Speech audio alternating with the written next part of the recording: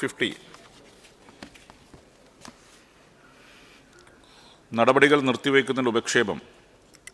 കാട്ടാനാക്രമണത്തിൽ നിലമ്പൂർ മൂത്തേടം ഉച്ചക്കുളം ഊരിലെ സരോജിനി മരണമടക്കമുള്ള സംഭവങ്ങൾ വനയോര മേഖലയിലെ ജനങ്ങളിൽ ആശങ്ക ഉളവാക്കിയിട്ടുള്ളതായി പറയപ്പെടുന്ന സാഹചര്യം ചർച്ച ചെയ്യുന്നതിനായി നടപടികൾ നിർത്തിവെക്കണമെന്ന് ഉപക്ഷേപം പരിഗണനക്കെടുക്കണമെന്നാവശ്യപ്പെട്ട് ഡോക്ടർ മാത്യു കോയൽനാടൻ, സർവശ്രീ N A Nellikkunnu, Monce Joseph, Anoop Jacob, Mani C Kappan, Shrimati K K Rema എന്നീ ബഹുമാനപ്പെട്ട അംഗങ്ങൾ റൂൾ 50 പ്രകാരം നോട്ടീസ് നൽകിയിട്ടുണ്ട്. ബഹുമാനപ്പെട്ട വനം വന്യജീവി വകുപ്പ് മന്ത്രി. സർ, ബഹുമാനപ്പെട്ട MLA-മാർ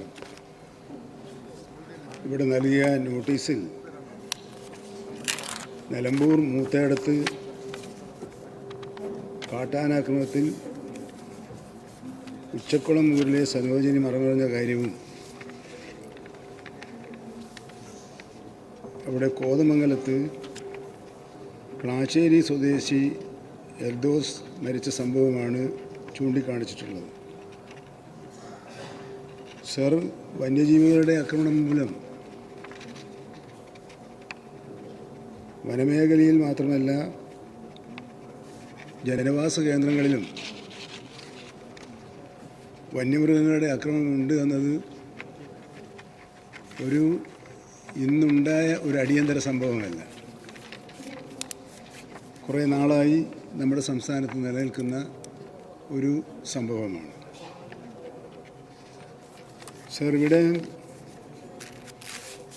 ചൂണ്ടിക്കാണിച്ച മൂത്തേടത്തെ മരണവും അതേപോലെ തന്നെ കോതമംഗലത്ത് നടന്ന സംഭവവും വനത്തിനകത്താണ് നടന്നത് എന്ന ഒരു സവിശേഷത കൂടി ഓർക്കേണ്ടതുണ്ട് എന്ന് സൂചിപ്പിക്കാൻ ഞാൻ ആഗ്രഹിക്കുകയാണ്. എന്നിരുന്നാലും ഇവരെ ആനുകൂല്യങ്ങൾക്ക് അർഹതയുള്ള വിഭാഗമായി പരിഗണിച്ച് ആനുകൂല്യങ്ങൾ നൽകാനുള്ള നടപടികളാണ് സ്വീകരിച്ചു പോരുന്നത്. സർ, ഇവിടെ പ്രതിരോധ പ്രവർത്തനങ്ങൾ നടത്തുന്നതിനുള്ള വളരെ സമഗ്രമായ ഒരു സമീപനമാണ് വനം വകുപ്പ് സ്വീകരിച്ചു പോന്നിട്ടുള്ളത്. സർ, ഇന്ത്യയിൽ ആദ്യമായി വന്യമൃഗാക്രമണം സംസ്ഥാനത്തിൻ്റെ സവിശേഷ ദുരന്തമായി പ്രഖ്യാപിച്ചുകൊണ്ടാണ് ഈ പരിഷ്കാര നടപടികൾക്ക് തുടക്കം കുറിച്ചത്. ഇതിൻ്റെ ഫലമായി ഉണ്ടായ ഒരു സവിശേഷത എന്ന് പറയുന്നത് 10 ലക്ഷം രൂപയാണ് നഷ്ടപരിഹാരമായി മരണമടഞ്ഞു കൊടുക്കുന്നതെങ്കിൽ വനം വകുപ്പിൻ്റെ പരിമിതി മറികടക്കാൻ സഹായകമായ ഒരു നിലപാട് ഇതുമൂലം സംഭവിച്ചിട്ടുണ്ട്. SDRF-ൽ നിന്നും 4 ലക്ഷം രൂപ ഇതിനായി കൊടുക്കാനുള്ള സാഹചര്യമാണ് ഉണ്ടായിട്ടുള്ളത്. സർ, ഇതിൻ്റെ മുന്നോടി എന്നുള്ള നിലയിൽ ബഹുമാനപ്പെട്ട മുഖ്യമന്ത്രി വനം, റവന്യൂ, തദ്ദേശ മന്ത്രിമാരെ യോഗം വിളിച്ച് ഒരു സമഗ്രമായ പരിപാടി തയ്യാറാക്കിയിരുന്നു. ആ തയ്യാറാക്കിയ പരിപാടിയുടെ അടിസ്ഥാനത്തിലാണ് നമ്മുടെ സംസ്ഥാനത്തെ വനമേഖലയെ 12 ഹോട്ട്സ്പോട്ടുകളായി തിരിച്ച് അവിടെ പ്രത്യേക ശ്രദ്ധ പതിപ്പിക്കുന്നതിനുള്ള പദ്ധതികൾ ആസൂത്രണം ചെയ്തു വരുന്നത്. ഇക്കഴിഞ്ഞ വർഷങ്ങളിൽ വന്യജീവി ആക്രമണം മൂലം മരണം കൂടി വരികയാണ് എന്നത് ശാസ്ത്രീയമായ ഒരു കണക്കാണ് എന്ന് ഞാൻ കരുതുന്നില്ല. കാരണം 2021-22 114 മരണമാണ് നമ്മുടെ സംസ്ഥാനത്തുണ്ടായത്. തുടർന്നുള്ള വർഷങ്ങളിൽ അത് 98, 94, 12 എന്ന നിലവാരത്തിലെത്തിക്കാൻ കഴിഞ്ഞിട്ടുണ്ട്. കാര്യക്ഷമമായ പ്രവർത്തനം പരിമിതിക്കുള്ളിൽ നിന്നുകൊണ്ട് വനം വകുപ്പിലെ ജീവനക്കാർ ആത്മാർത്ഥമായ പ്രവർത്തനത്തിലൂടെ കാഴ്ചവെക്കുന്നുണ്ടെന്നാണ് ഈ പറഞ്ഞ സംഭവ സ്ഥലങ്ങളിൽ നിന്നെല്ലാം നമുക്ക് കിട്ടുന്ന റിപ്പോർട്ടുകൾ. ആ പശ്ചാത്തലത്തിൽ ഇത് നിസ്സാരമായി കാണേണ്ട ഒരു പ്രശ്നമാണ് എന്ന് ഞാൻ കരുതുന്നില്ലെങ്കിലും ഇപ്പോൾ ഇന്ന് ഈ സഭ നിർത്തിവെച്ച് ചർച്ച ചെയ്യേണ്ട അടിയന്തര പ്രശ്നമല്ല, പൊതുവെ സമൂഹം ചർച്ച ചെയ്യേണ്ടതും ഭരണകൂടം ശ്രദ്ധാപൂർവം കൈകാര്യം ചെയ്യേണ്ടതുമായൊരു പ്രശ്നമാണ് എന്നതിനാൽ ഈ സഭ സഭ നിർത്തിവെച്ച് ചർച്ച ചെയ്യുക എന്ന ഒരു അവസ്ഥ ഇതിനില്ല.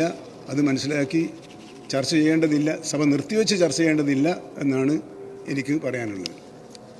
ഡോക്ടർ മാത്യു കോയൽനാട്. സർ, ഈ വിഷയത്തോട് മന്ത്രിയുടെ പ്രതികരണം അങ്ങേയറ്റം നിർഭാഗ്യകരമാണ് സർ. ഇത് ഗൗരവമുള്ള ഒരു വിഷയം സഭ നിർത്തിവെച്ച് ചർച്ച ചെയ്യേണ്ടതല്ല എന്നാണ് അദ്ദേഹം അവസാനമായി സൂചിപ്പിച്ചത്. മാത്രമല്ല, ഇതിനെ ന്യായീകരിക്കുന്നതിൻ്റെ ഭാഗമായിട്ട് കഴിഞ്ഞ കാലങ്ങളിൽ ഈ വന്യജീവി ആക്രമണമുള്ള മരണത്തിൻ്റെ നിരക്ക് കുറഞ്ഞു വരികയാണെന്നുള്ള വാദം കൂടി മന്ത്രി വിചിത്രമായി ഉയർത്തുകയുണ്ടായി.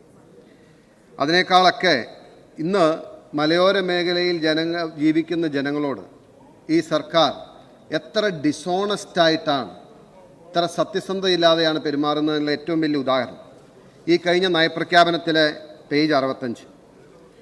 അതിൻ്റെ അകത്ത് ഒരു വരി മാത്രം ഞാൻ വായിക്കാം. കൂട്ടായ പരിശ്രമങ്ങൾ കൊണ്ട് വന്യമൃഗങ്ങളുമായുള്ള സംഘർഷത്തിൽ മനുഷ്യനഷ്ടം കുറയാൻ തുടങ്ങിയെന്ന് പറയാണ് സർ. സാർ, നമ്മൾ കേവലം കഴിഞ്ഞ ഒരു മാസം അല്ലെങ്കിൽ 1.5 മാസത്തെ സംഭവം മാത്രം എടുത്താൽ ജനുവരി 15, 2025 നിലമ്പൂർ മൂത്തേടത്ത് കാട്ടാന ആക്രമണത്തിൽ ആദിവാസി സ്ത്രീ മരിച്ചു. മൂത്തേടം ഉച്ചക്കുളം ഊരിലെ കരിയൻ്റെ ഭാര്യ സരോജിനി 52 മരിച്ചത്. വീടിന് പിറകിലുള്ള വനത്തിൽ ആടിനെ മേയ്ക്കാൻ പോയപ്പോൾ ആന പിറകിൽ നിന്നും അടിച്ച് വീഴ്ത്തുകയായിരുന്നു. ഇനിയിപ്പോൾ ഡിസംബർ 24 മുമ്പായി ഡിസംബർ അവസാനത്തോടുകൂടി മുള്ളിരിങ്ങാട് അമൽ എന്ന് പറയുന്ന ചെറുപ്പക്കാരൻ കാട്ടാനയുടെ ആക്രമണത്തിൽ മരിച്ചു.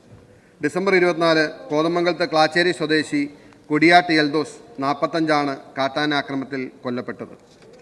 അതിനു മുമ്പ് ഡിസംബറിൽ തന്നെ ഈ കോതമംഗലത്ത് തന്നെ നീണ്ടപാറ ചെമ്പൻകുഴിയിൽ കാട്ടാന പനമറിച്ചുണ്ടായ അപകടത്തിൽ പരിക്കേറ്റ എഞ്ചിനീയറിംഗ് വിദ്യാർത്ഥി ആൻമേരി മരിച്ചിരുന്നു. കോതമംഗലത്ത് എഞ്ചിനീയറിംഗ് കോളേജ് വിദ്യാർത്ഥികളായ ആൻമേരിയും അൽത്താഫുമാണ് അപ്രത്യക്ഷമായ കാട്ടാന ആക്രമണത്തിൽ അപകടത്തിൽപ്പെട്ടത്. ഇനി അതിനു മുമ്പാണ്, ഒരുപക്ഷെ നിങ്ങൾക്കൊക്കെ ഓർമ്മയുണ്ടാകും, ഈ നവംബറിൽ ഏകദേശം ഒരു മാസം മുമ്പാണ് കോതമംഗലത്ത് മാത്രം ഇന്ദിരാമ്മ എന്ന വീട്ടമ്മയുടെ മരണമുണ്ടായത്.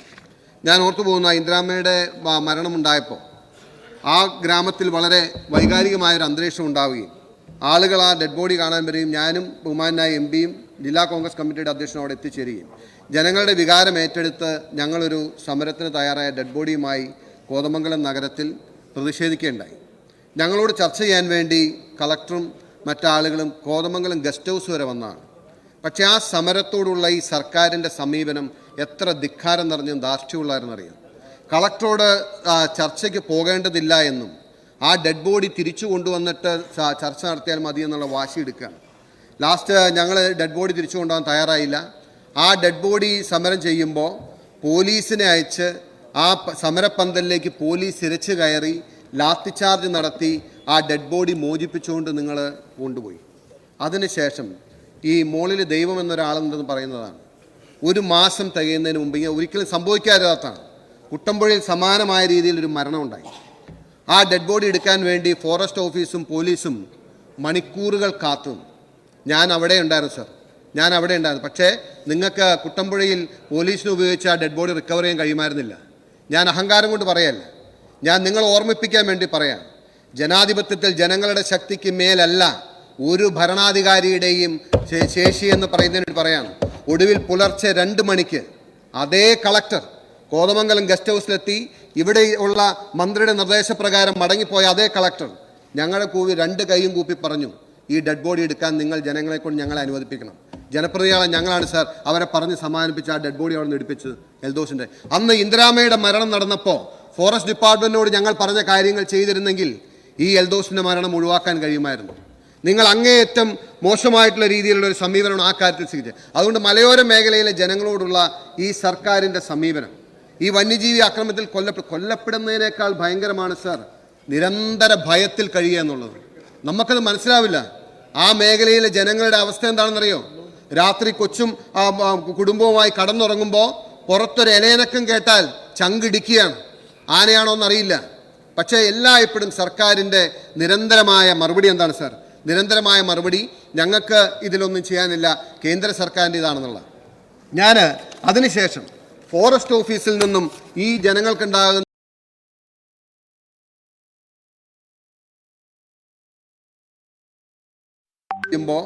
പോലീസിനെ അയച്ച് ആ സമരപ്പന്തലിലേക്ക് പോലീസ് ഇരച്ചു കയറി ലാത്തിച്ചാർജ് നടത്തി ആ ഡെഡ് ബോഡി മോചിപ്പിച്ചുകൊണ്ട് നിങ്ങൾ കൊണ്ടുപോയി.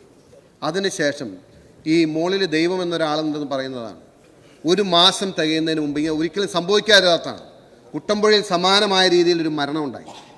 ആ ഡെഡ് ബോഡി എടുക്കാൻ വേണ്ടി ഫോറസ്റ്റ് ഓഫീസും പോലീസും മണിക്കൂറുകൾ കാത്തു. ഞാൻ അവിടെ ഉണ്ടായിരുന്നു സർ, ഞാൻ അവിടെ ഉണ്ടായിരുന്നു. പക്ഷേ നിങ്ങൾക്ക് കുട്ടമ്പുഴയിൽ പോലീസിനെ ഉപയോഗിച്ച് ആ ഡെഡ് ബോഡി റിക്കവർ ചെയ്യാൻ കഴിയുമായിരുന്നില്ല. ഞാൻ അഹങ്കാരം കൊണ്ട് പറയല്ല, ഞാൻ നിങ്ങളെ ഓർമ്മിപ്പിക്കാൻ വേണ്ടി പറയാം. ജനാധിപത്യത്തിൽ ജനങ്ങളുടെ ശക്തിക്ക് മേലല്ല ഒരു ഭരണാധികാരിയുടെയും ശേഷി എന്ന് പറയുന്നതിന് പറയാണ്. ഒടുവിൽ പുലർച്ചെ 2 മണിക്ക് അതേ കളക്ടർ കോതമംഗലം ഗസ്റ്റ് ഹൗസിലെത്തി. ഇവിടെ ഉള്ള മന്ത്രിയുടെ നിർദ്ദേശപ്രകാരം മടങ്ങിപ്പോയ അതേ കളക്ടർ ഞങ്ങളെ കൂവി 2 കൈയും കൂപ്പി പറഞ്ഞു, ഈ ഡെഡ് ബോഡി എടുക്കാൻ നിങ്ങൾ ജനങ്ങളെ കൊണ്ട് ഞങ്ങളെ അനുവദിപ്പിക്കണം. ജനപ്രതിനിധികളെ ഞങ്ങളാണ് സാർ അവരെ പറഞ്ഞ് സമാധാനിപ്പിച്ച് ആ ഡെഡ് ബോഡി അവിടെ നിന്ന് എടുപ്പിച്ചത് എൽദോസിൻ്റെ. അന്ന് ഇന്ദിരാമ്മയുടെ മരണം നടന്നപ്പോൾ ഫോറസ്റ്റ് ഡിപ്പാർട്ട്മെൻറ്റിനോട് ഞങ്ങൾ പറഞ്ഞ കാര്യങ്ങൾ ചെയ്തിരുന്നെങ്കിൽ ഈ എൽദോസിൻ്റെ മരണം ഒഴിവാക്കാൻ കഴിയുമായിരുന്നു. നിങ്ങൾ അങ്ങേയറ്റം മോശമായിട്ടുള്ള രീതിയിലുള്ള ഒരു സമീപനമാണ് ആ കാര്യത്തിൽ സ്വീകരിച്ചത്. അതുകൊണ്ട് മലയോര മേഖലയിലെ ജനങ്ങളോടുള്ള ഈ സർക്കാരിൻ്റെ സമീപനം, ഈ വന്യജീവി ആക്രമണത്തിൽ കൊല്ലപ്പെടുന്നതിനേക്കാൾ ഭയങ്കരമാണ് സാർ നിരന്തര ഭയത്തിൽ കഴിയുക എന്നുള്ളത്. നമുക്കത് മനസ്സിലാവില്ല. ആ മേഖലയിലെ ജനങ്ങളുടെ അവസ്ഥ എന്താണെന്നറിയോ? രാത്രി കൊച്ചും കുടുംബവുമായി കടന്നുറങ്ങുമ്പോൾ പുറത്തൊരു ഇലയനക്കം കേട്ടാൽ ചങ്കിടിക്കുകയാണ്. ആനയാണോ എന്നറിയില്ല. പക്ഷേ എല്ലായ്പ്പോഴും സർക്കാരിൻ്റെ നിരന്തരമായ മറുപടി എന്താണ് സാർ? നിരന്തരമായ മറുപടി, ഞങ്ങൾക്ക് ഇതിലൊന്നും ചെയ്യാനില്ല, കേന്ദ്ര സർക്കാരിൻ്റെ ഇതാണെന്നുള്ള. ഞാൻ അതിനുശേഷം ഫോറസ്റ്റ് ഓഫീസിൽ നിന്നും ഈ ജനങ്ങൾക്കുണ്ടാകുന്ന അവരോടുള്ള സമീപനം എന്താണെന്നറിയോ? ഫോറസ്റ്റ് ഓഫീസർമാർ ഈ വന്യമൃഗങ്ങളെക്കാളും കഷ്ടമായിട്ടാണ് ഈ ഫോറസ്റ്റ് ഓഫീസർമാർ അവരെ കൈകാര്യം ചെയ്തത്. 2021 പത്തനംതിട്ടയിൽ പൊന്നുമത്തായി എന്ന യുവാനെ വീട്ടിൽ നിന്ന് ഇറക്കിക്കൊണ്ടുപോയി കാട്ടിൽ കയറിയെന്ന് ക്യാമറയിൽ കണ്ടു എന്ന കുറ്റം ആരോപിച്ച് പിറ്റേ ദിവസം പൊന്നുമത്തായി മരിച്ചു കിടക്കുന്നതാണ് കണ്ടത്. CBI അന്വേഷണം നടന്നുകൊണ്ടിരിക്കുന്നു. 2021 കൊല്ലത്ത് ആര്യങ്കാവിൽ സന്ദീപ് അവൻ്റെ സ്വന്തം പറമ്പിൽ കൃഷിപ്പണിയെടുത്ത് തിരികെ ഓട്ടോറിക്ഷയിൽ വീട്ടിലേക്ക് പോകുമ്പോൾ റേഞ്ച് ഓഫീസിൽ ചോദ്യം ചെയ്യാനായി സന്ദീപിനെ വിളിപ്പിക്കുന്നു. അവൻ ഓട്ടോറിക്ഷയിൽ നിന്നും പുറത്തിറങ്ങാൻ തയ്യാറാകാത്തതുകൊണ്ട് അവനെ തൂക്കിയെടുത്ത് റേഞ്ച് ഓഫീസിൻ്റെ ലോക്കപ്പിലിട്ട് മൃഗീയമായി മർദ്ദിച്ച് മൃതപ്രായനാക്കി. തുടർന്ന് മൃതദേഹ പക്ഷപാതത്തെ തുടർന്ന് സന്ദീപിനെ മോചിപ്പിച്ചു. 2023 മന്ത്രി റോഷി അഗസ്റ്റിൻ്റെ കട്ടപ്പനയിൽ സരുൺ സജി എന്ന ആദിവാസി യുവാവ് PSC റാങ്ക് ലിസ്റ്റിലെ റാങ്ക് ഹോൾഡർ ആയിരുന്നവൻ. ഈ യുവാവിനെ വ്യക്തിപരാഗം തീർക്കാൻ അവൻ സഞ്ചരിച്ച ഓട്ടോയിൽ നാട്ടിറച്ചി വെച്ച് പിടിച്ചിട്ട് കാട്ടിറച്ചിയാണെന്ന് പറഞ്ഞ് അറസ്റ്റ് ചെയ്ത് ആ കേസിൽ നാഷണൽ SC/ST കട്ടപ്പനയിൽ തെളിവെടുപ്പ് നടത്തി അത് വ്യാജമാണെന്ന് തെളിഞ്ഞതിനെ തുടർന്ന് ഇടുക്കി വൈൽഡ് ലൈഫ് വാർഡനും കൂട്ടാളികളും സസ്പെൻഷനിലായി. 2022 പത്തനംതിട്ടയിൽ റുക്കി ബീവി എന്ന് പറയുന്ന പാവപ്പെട്ട സ്ത്രീ സ്വന്തം പറമ്പിലെ പ്ലാവ് വെട്ടി വീടിന് അടച്ചുറപ്പുള്ള ഒരു വാതിലുണ്ടാക്കി. അനുവാദം മേടിച്ചില്ല എന്ന കാരണം പറഞ്ഞ് ഫോറസ്റ്റുകാർ ആ വാതിൽ പറിച്ചുകൊണ്ടുപോയി. പിന്നീട് നാട്ടുകാർ പിരിവെടുത്ത് ആ പാവം വീട്ടമ്മയ്ക്ക് ഒരു വാതിൽ പണിതു കൊടുക്കുകയുണ്ടായി. 2024 നവംബറിൽ മൂന്നാറിലെ ചന്ദ്രൻ മോഷക്കേസിൽ കുടുക്കി 3 ചെറുപ്പക്കാരെ അറസ്റ്റ് ചെയ്യുന്നു. DFIയുടെ നേതൃത്വത്തിൽ അതിക്രൂരമായി അവരെ മർദ്ദിക്കുന്നു. രഹസ്യഭാഗത്ത് കണ്ണിലും മുളകരച്ച് തേക്കിയും പല രീതിയിലും അവരെ പീഡിപ്പിക്കുന്നു. ഈ കേസ് കേട്ട ദേവികുളം മജിസ്ട്രേറ്റ് ഇവരെ ചോദ്യം ചെയ്യുന്നതിൽ നിന്നും DFI വിലക്കി. അതിനെ തുടർന്ന് ഇപ്പോൾ മജിസ്ട്രേറ്റിനെതിരെ കള്ളക്കേസ് എടുക്കുകയാണ് ഫോറസ്റ്റ് ഡിപ്പാർട്ട്മെന്റ്. കേസ് വായിച്ച വ്യക്തിയിലെ കള്ളക്കേസ് എടുത്തു കഴിഞ്ഞു. 2020 കണ്ണൂർ വില്ലേജിൽ ആറളം പാമ്പിന്റെ സൈഡിൽ കൂടി ഒഴുകിപ്പോകുന്ന പുഴയിൽ ചൂണ്ടയിട്ടുകൊണ്ടിരുന്ന പ്രിൻസ് ദേവസി എന്ന വിമുക്ത ഭടനെ മാരകമായ യന്ത്രക്കണി എന്ന ചൂണ്ടയ്ക്ക് വിശേഷം കൊടുത്ത് അറസ്റ്റ് ചെയ്യാൻ ശ്രമിച്ചു. അദ്ദേഹം ഒളിവിൽ പോയി. കേരള ഹൈക്കോടതിയിൽ ഇങ്ങനെ എത്ര സംഭവം ഞാൻ പറയുന്നു സാർ.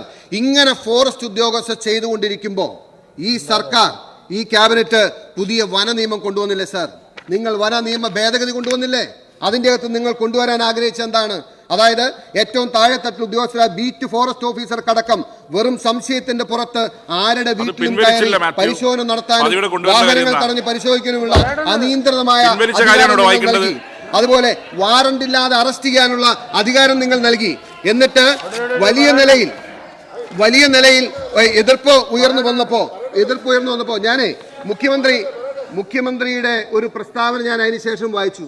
വനം ഭേദഗതി നിയമം പിൻവലിക്കുന്നു പറഞ്ഞു. ഇപ്പോൾ വന്ന വന നിയമ ഭേദഗതി സംബന്ധിച്ച നിർദ്ദേശങ്ങളെക്കുറിച്ച് പല ആശങ്കകൾ ഉയർന്നു വന്നിട്ടുണ്ട്. ഈ കാര്യത്തിൽ അത്തരം ആശങ്കകൾ പരിഹരിക്കാതെ മുന്നോട്ട് നീങ്ങാൻ സർക്കാർ ഉദ്ദേശിക്കുന്നില്ലെന്ന് ഞാൻ ചോദിക്കട്ടെ സാർ, അങ്ങ് മുഖ്യമന്ത്രിയായിരിക്കുന്ന ക്യാബിനറ്റ് കാണാതെയാണോ ആ ഭേദഗതി നിയമം പബ്ലിഷ് ചെയ്തത്? ഞാൻ ചോദിക്കട്ടെ, ഇന്ന് ബാക്കി ഈ കരനാഥന്മാരായി മുന്നിലിരിക്കുന്ന മന്ത്രിമാർ എല്ലാവരുടെയും കയ്യിൽ ഈ കടലാസ് കഷ്ണം എത്തിയതല്ലേ? ഈ നിയമം നിങ്ങൾ വായിച്ചതല്ലേ? ഈ നിയമം നിങ്ങൾ വായിച്ചറിഞ്ഞിട്ടാണ് ഈ സഭയിൽ കൊണ്ടുവരാൻ വേണ്ടി പബ്ലിഷ് ചെയ്തത്. കുറഞ്ഞ പക്ഷം ഞാൻ ചോദിക്കട്ടെ, മലയോര മേഖലയെ പ്രതിനിധീകരിക്കുന്ന എൻ്റെ ഏറ്റവും ബഹുമാനായിട്ടുള്ള ജ്യേഷ്ഠ സഹോദരൻ റോഷി അഗസ്റ്റിൻ, അങ്ങയുടെ കയ്യിൽ ഇത് വന്നതല്ലേ? മലയോര മേഖലയുടെ വേദന അറിയാത്ത ആളാണോ അങ്ങടക്കം അപ്രൂവ് ചെയ്തിട്ടല്ലേ? മുഖ്യമന്ത്രി അപ്രൂവ് ചെയ്യാതെ ഒരു കാരണവശാലും ഈ ബില്ല് പബ്ലിഷ് ചെയ്യില്ല എന്നിരിക്കെ മലയോര മേഖലയുടെ ശബ്ദം ദുർബലമായി എന്ന് മാത്രമല്ല സർ, UDF ആയിരുന്നപ്പോ KM മാണി ഉണ്ടായിരുന്നപ്പോ മലയോര മേഖലയുടെ ജനയുടെ ശബ്ദം അധികാരത്തിന്റെ അകത്തളങ്ങളിൽ മുഴങ്ങുമായിരുന്നു. പക്ഷെ ഇന്ന് അധികാരത്തിന്റെ അകത്തളങ്ങളിൽ അവരുടെ ശബ്ദമില്ല എന്ന് മാത്രമല്ല, അവരുടെ രോദനം കേൾക്കാൻ കഴിയുന്ന ഒരു കാത് പോലും ഇല്ലാത്ത സർക്കാരായി മാറി. കേരള കോൺഗ്രസിന് UDF-ലായിരിക്കുമ്പോ എത്ര ശബ്ദമുണ്ടായിരുന്നു സർ? അവരെ KM മാണി ജീവിച്ചിരിക്കുന്ന സമയത്ത് UDF സർക്കാർ അധികാരത്തിലിരുന്നാൽ ഇങ്ങനെ ഒരു ഭേദഗതി ബിൽ ഈ സംസ്ഥാനത്ത് പബ്ലിഷ് ചെയ്യപ്പെടുമായിരുന്നു. നിങ്ങൾ എന്താണ് അവതരിപ്പിക്കുന്നത്? ഇന്ന് അവരുടെ ശബ്ദം ഈ വന നിയമ ഭേദഗതിയൊക്കെ പിൻവലിച്ചു. ഇവിടെ പറയേണ്ട കാര്യം എന്താ? വന നിയമ ഭേദഗതി അവതരിപ്പിച്ച അത് ഇല്ലാത്തതല്ലേ? പിൻവലിച്ച കാര്യം ഇവിടെ പറയേണ്ട കാര്യം എന്താണ്? പിൻവലിച്ച കാര്യം ഇവിടെ അവതരിപ്പിക്കേണ്ട കാര്യം എന്താ? ഇവിടെ എന്താണ് അടിയന്തര പ്രമേയം? നിങ്ങളുടെ എല്ലാ പ്രകടനവും നടത്തേണ്ട വേദിയല്ല ഇത്. ഇവിടെ അവതരിപ്പിക്കേണ്ട കാര്യം അവതരിപ്പിക്കാൻ എഴുതി തന്ന വിഷയം എന്താ? നിങ്ങൾക്ക് ഡിമാൻഡിന്റെ കാര്യം പറയാം. വന നിയമ ഭേദഗതി പിൻവലിച്ചതാണ്, അതിവിടെ പറയേണ്ട കാര്യമില്ല. നിങ്ങൾ എഴുതി തന്ന എന്താ? നിങ്ങൾ എഴുതി തന്ന കാര്യം ഇവിടെ ഉണ്ട്. വനം വന്യജീവി ആക്രമണം എഴുതി തന്നത് ഇത് നിങ്ങൾ എന്തും വിളിച്ചു പറയാനാണോ? Yes, come. നോ. അടിയന്തര പ്രമേയത്തിനകത്ത് അതിൽ നിന്ന് സംസാരിക്കണം എങ്കിൽ രാഷ്ട്രീയ പ്രസംഗം നടത്തിക്കോട്ടെ. ഇവിടെ ഉണ്ടല്ലോ, ഇവിടെ ഡിമാൻഡ് ഉണ്ടല്ലോ. നയപ്രഖ്യാപനത്തിൽ പ്രസംഗിച്ചോ? യെസ്, അവിടെ ഇരിക്ക്. പ്ലീസ് അവിടെ ഇരിക്ക്. പ്ലീസ് അവിടെ ഇരിക്കണം. യെസ്, അങ്ങ് കണ്ടിന്യൂ. യെസ്, അങ്ങ് കണ്ടിന്യൂ. സർ, വന്യജീവിയുടെ അക്രമവുമായി ബന്ധപ്പെടാത്തതാണോ സർ വനനിയമം പരാമർശിക്കാൻ പാടില്ലേ? ഞാൻ പറയട്ടെ, നിങ്ങൾക്ക് പൊള്ളുന്നത് എന്തുകൊണ്ടാണ്? പൊള്ളുന്നത് ഈ കേരള കോൺഗ്രസ് എന്ന് പറഞ്ഞ് ജയിച്ചു വന്ന എല്ലാവരും മലയോര മേഖലയിലെ ജനങ്ങളുടെ വോട്ട് വാങ്ങി ജയിച്ചു വന്നവരാണ് സർ. അവർക്ക് പറയാൻ കഴിയും അവരല്ലെന്ന്. ആ വോട്ട് വാങ്ങി ജയിച്ചു വന്നവർ ഇന്ന് നിയമത്തിന് അനുകൂലമായി നിന്നപ്പോ പൊതുജന വികാരം ഉയർന്നു വന്നപ്പോൾ ശരിയാണ്, മാറ്റേണ്ട വന്നു. മുഖ്യമന്ത്രി അങ്ങ് പറയരുത് അങ്ങ് അറിയാതെയാണ് കാണാതെയാണെന്ന്. അതിന്റെ അർത്ഥം അങ്ങക്ക് ഭരണത്തിൽ ഒരു കാര്യം എക്കും ചുക്കും അറിയില്ലെന്നാ. ഇതുപോലൊരു നിയമം വരുമ്പോ അതുകൊണ്ട് അത് ഞങ്ങൾ പറയും. അത് പറയാതിരിക്കാൻ കഴിയില്ല. ഞാൻ അവസാനിപ്പിക്കുകയാണ് സർ. ഞാൻ ഇന്നത്തെ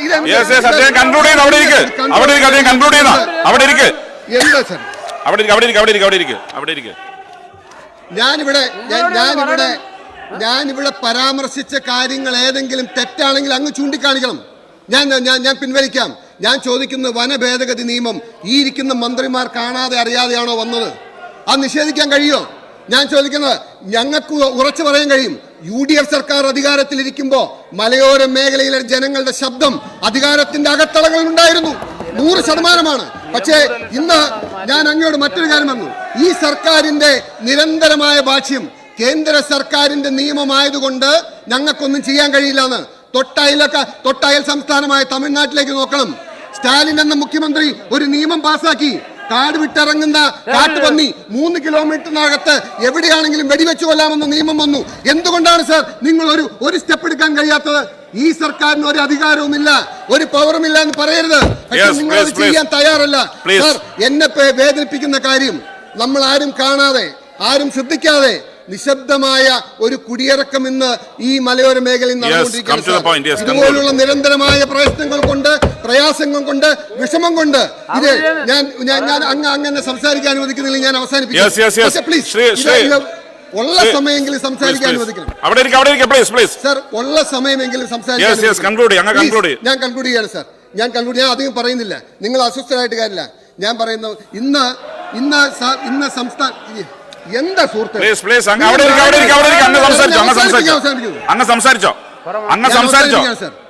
സർ, ഞങ്ങൾ ഒരു കാര്യം കൂടി പറയുകയാണ്. ഈ മലയോര മേഖലയിലെ ജനത്തിന്റെ ശബ്ദം അങ്ങേറ്റം ദുർബലമായ സാഹചര്യത്തിൽ UDF മലയോര മേഖലയിലെ ജനങ്ങളുടെ വികാരം ഏറ്റെടുത്തുകൊണ്ട് പ്രതിപക്ഷ നേതാവിന്റെ നേതൃത്വത്തിൽ മലയോര ജാഥ നടത്തുകയാണ്. ഞാൻ ബഹുമാനായ റോഷി അഗസ്റ്റിന് ആ ജാഥയിൽ ഒരിടത്ത് പങ്കെടുക്കാൻ കാരണം ദുർബലമായി പോയ ആ ശബ്ദത്തെ തിരിച്ചു പിടിക്കാൻ കോൺഗ്രസിന്റെ UDF-ന്റെ നേതൃത്വത്തിൽ നടക്കുന്ന ആ മലയോര ജാഥയിലേക്ക് കേരള കോൺഗ്രസുകാർ കടന്നു വന്ന് രാഷ്ട്രീയ പ്രായശ്ചിത്തത്തിന് നിങ്ങൾ തയ്യാറാകണം എന്ന് പറഞ്ഞുകൊണ്ട് ഇത്രയും ഗൗരവമായ ഒരു വിഷയം ഈ സഭ നിർത്തിവെച്ച് ചർച്ച ചെയ്യണമെന്ന് പറഞ്ഞുകൊണ്ട് അവസാനിപ്പിക്കുകയാണ് സർ. ബഹുമാനപ്പെട്ട വനം വന്യജീവി വകുപ്പ് മന്ത്രി.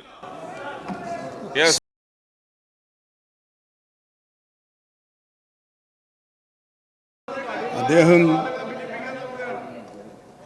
ഉന്നയിച്ച പ്രശ്നങ്ങൾക്കാണ് പ്രാരംഭത്തിൽ ഞാൻ മറുപടി പറഞ്ഞത്. ആ അടിയന്തര പ്രമേയത്തിലെ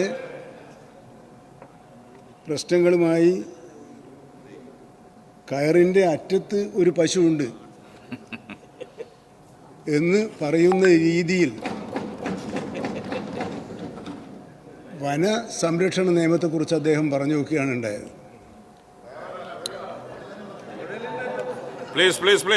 മിനിസ്റ്റർ പറഞ്ഞോളൂ സർ. ഞാൻ വിനയപൂർവ്വം അങ്ങേ ഓർമ്മിപ്പിക്കുന്നത്, നിലവിലുള്ള നിയമം 61 നിലവിൽ വന്ന നിയമമാണ്. അതിന് ഈ കാലോചിതമായ പരിഷ്കാരം ആവശ്യമില്ല എന്ന നിലപാട് അങ്ങേപ്പോലുള്ളവർ സ്വീകരിക്കും എന്ന് ഞാൻ കരുതുന്നില്ല. ക്ഷമിക്ക്, ഞാൻ പതുക്കെ പറയുള്ളൂ, നിങ്ങൾ എത്ര പ്രകോപിപ്പിച്ചാലും. സർ, അത് ആദ്യമായി പരിശോധിച്ചതാരാ സർ? ഇടതുപക്ഷ ജനാധിപത്യ മുന്നണി സർക്കാരല്ല. 2013 ബഹുമാനപ്പെട്ട ഉമ്മൻചാണ്ടി സർക്കാരാണ്. അന്നത്തെ 13 ആ നിയമം, ഭേദഗതി നിയമം നിയമസഭാ സെക്രട്ടേറിയറ്റിൽ കിട്ടും.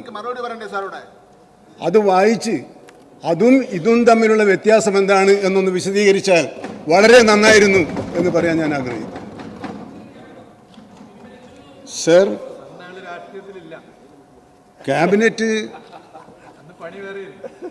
മന്ത്രിസഭ കരട് രേഖക്ക് രൂപം നൽകും. എപ്പോഴും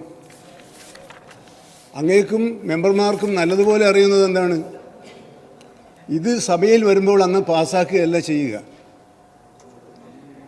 സബ്ജക്ട് കമ്മിറ്റിക്ക് അയക്കുകയാണ് ചെയ്യുക. അവിടെ വെച്ച് മാറ്റം വരുത്താനുള്ള അവകാശം മെമ്പർമാർക്കുണ്ട് എന്നറിയാത്ത അംഗങ്ങളാണ് പ്രതിപക്ഷത്തിരിക്കുന്നതെന്ന് ഞാൻ കരുതുന്നില്ല. അതിന് പുറമെ ഞങ്ങൾ ചെയ്തതെന്താണ്, ജനങ്ങളുടെ അഭിപ്രായം ആരായാൻ 30 ദിവസത്തെ അവസരം കൊടുത്തു.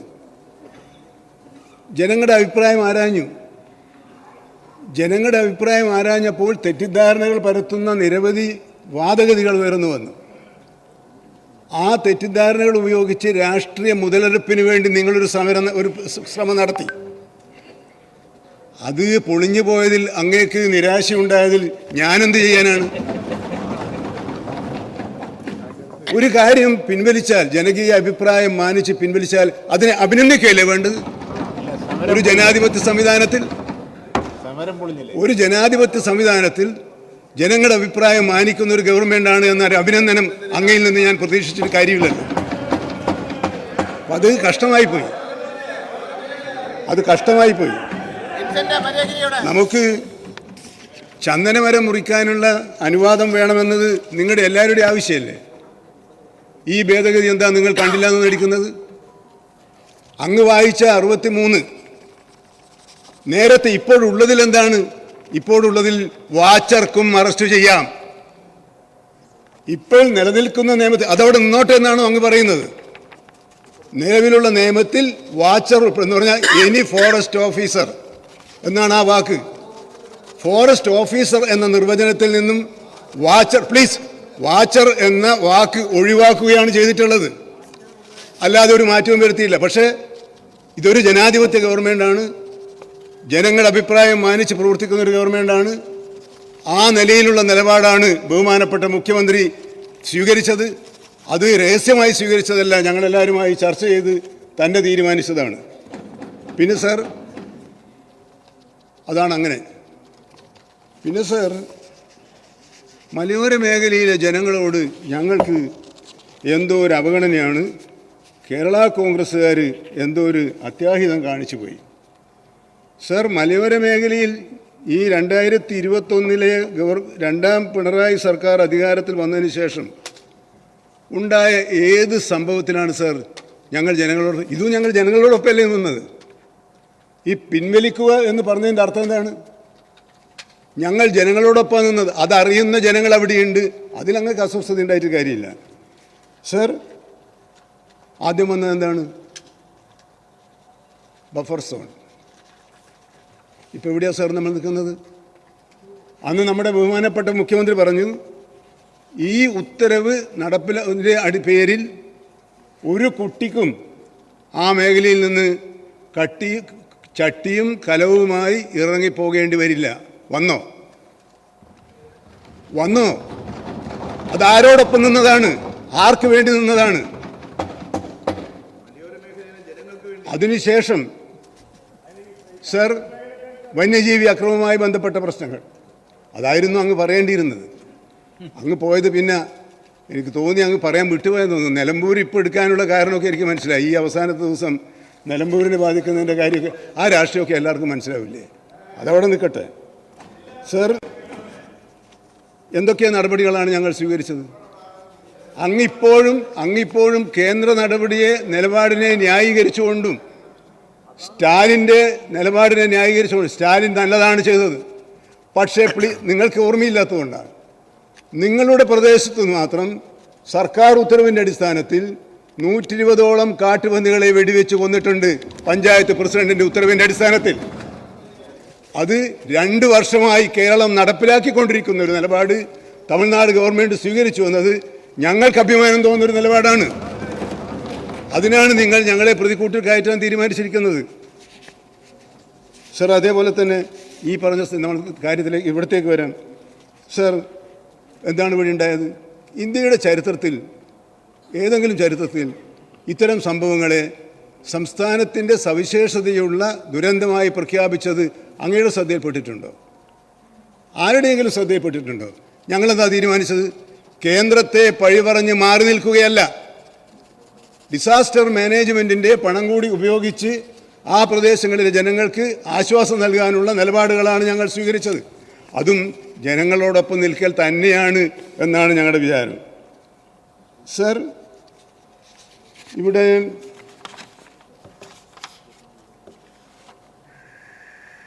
ഈ 2 സ്ഥലത്തെ കാര്യങ്ങൾ പറഞ്ഞു. ഞാനതിലേക്ക് പോകുന്നില്ല എന്ന് വിചാരിച്ചതാണ്.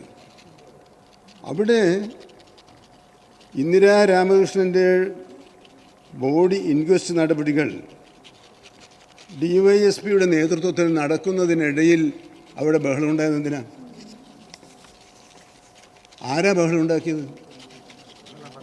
അങ്ങനെ ബഹളമുണ്ടാക്കുമ്പോൾ പോലീസ് കയ്യും കെട്ടി നോക്കി നിൽക്കുകയില്ല എന്ന് ഞാൻ ഉറപ്പായിട്ട് പറഞ്ഞു. അങ്ങനെയുള്ള സന്ദർഭങ്ങളിൽ മൃതശരീരം വെച്ച് വിലപേശുന്ന ഒരു രാഷ്ട്രീയ സമീപനം എത്രത്തോളം മനുഷ്യത്വപരമാണ് എന്ന് നിങ്ങൾ ആലോചിക്കണം.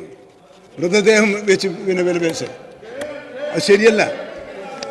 ശരി, ഞാൻ നേരത്തെ പറഞ്ഞല്ലോ, ഇവർ ഉൾക്കാട്ടിൽ നിന്നാണ് മരിച്ചത്.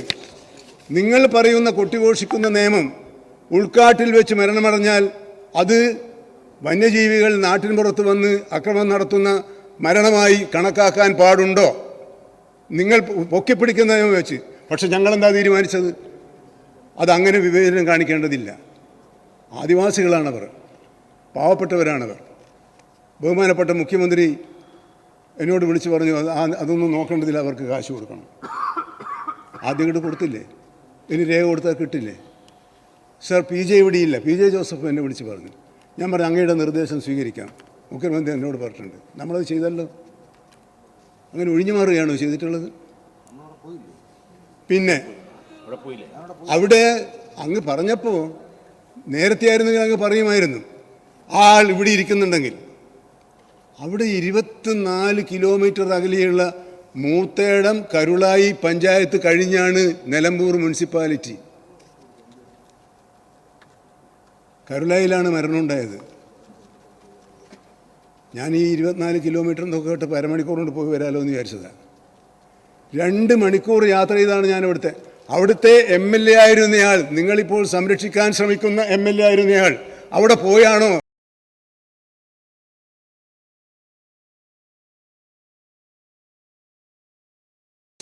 ഓഫീസ് ആക്രമിച്ച അൻവറിനെ കൂടി താങ്കൾ ന്യായീകരിച്ചിരുന്നെങ്കിൽ അത് ഗംഭീരമാകുമായിരുന്നു. അതിന് അങ്ങേക്ക് ഞാൻ നന്ദിയാ പറയുന്നത്. അത്രയൊന്നും വേണ്ടിയിരുന്നില്ല. നമുക്ക് പ്രശ്നങ്ങൾ, ഞാനത് ആദ്യം പ്രാരംഭത്തിൽ തന്നെ പറഞ്ഞല്ലോ, നമുക്ക് ഇന്ന് ഇത് അടിയന്തരമായി നിർത്തിവെക്കേണ്ടതില്ല എന്നേ പറഞ്ഞു. നമുക്ക് പൊതുസമൂഹം ചർച്ച ചെയ്യേണ്ട പ്രശ്നമാണെന്ന് ഞാൻ പറഞ്ഞില്ലേ, ചർച്ച ചെയ്ത് പരിഹാരം കാണേണ്ട പ്രശ്നമാണെന്ന് ഞാൻ അംഗീകരിച്ചല്ലോ. പക്ഷേ ഇത് ഒരു ദിവസം കൊണ്ട് ഇന്നലെയോ മിനിയാന്നോ ഉണ്ടായ ഒരു സംഭവമോ ഇന്നോ നാളെയോ തീർക്കാൻ കഴിയുന്നൊരു പ്രശ്നമോ അല്ല. വളരെ ശാസ്ത്രീയമായി പരിശോധനകൾ നടത്തി യുക്തിസഹമായ തീരുമാനങ്ങളിലേക്ക് നമുക്ക് പോകേണ്ടതുണ്ട്. ഇപ്പോഴെന്താണ് ആലോചിക്കുന്നത്? ഈ പറയുന്ന 2 സ്ഥലങ്ങളിൽ ഏർലി വാർണിംഗ് സിസ്റ്റത്തിനുള്ള നടപടികൾ സ്വീകരിച്ചില്ലേ? സോളാർ ഫെൻസിങ് സ്ഥാപിക്കുന്നതിനുള്ള ടെൻഡർ ക്ഷണിച്ചു കഴിഞ്ഞില്ലേ? ഏത് നടപടിയാണ് അവിടെ സ്വീകരിക്കാതിരുന്നത്? എന്നാലും ഞാൻ ഇപ്പോഴും പറയുന്നു, ഒരു മരണവും ഉണ്ടാകാൻ പാടില്ല എന്നാണ് നമ്മളെല്ലാവരും ആഗ്രഹിക്കേണ്ടത്. ആ രൂപത്തിൽ തന്നെയാണ് നമ്മൾ പോകുന്നത്. ഏതായാലും വിഷയം മാറി സംസാരിക്കേണ്ടി വന്നതിൽ എനിക്കും പ്രയാസമുണ്ട്. നമുക്ക് അവിടെ ഈ 2 പ്രദേശങ്ങളിലും, പ്രത്യേകിച്ച് മൂത്തയിടത്തും കരുളായിലും ഇത് ഹോട്ട്സ്പോട്ടുകളിൽ ഉൾപ്പെടുത്തി അങ്ങേക്കറിയാവുന്നതുപോലെ principal chief forest wildlife officer അദ്ദേഹം അവിടെ സന്ദർശിച്ചു. ഉദ്യോഗസ്ഥന്മാരുടെ യോഗം വിളിച്ചുകൂട്ടി. ഇനി അങ്ങോട്ടുള്ള പ്രവർത്തനങ്ങളിൽ സമയബന്ധിതമായി എന്തൊക്കെയാണ് ചെയ്യേണ്ടത് എന്ന നിലപാടുകൾ സ്വീകരിച്ചിട്ടുണ്ട്.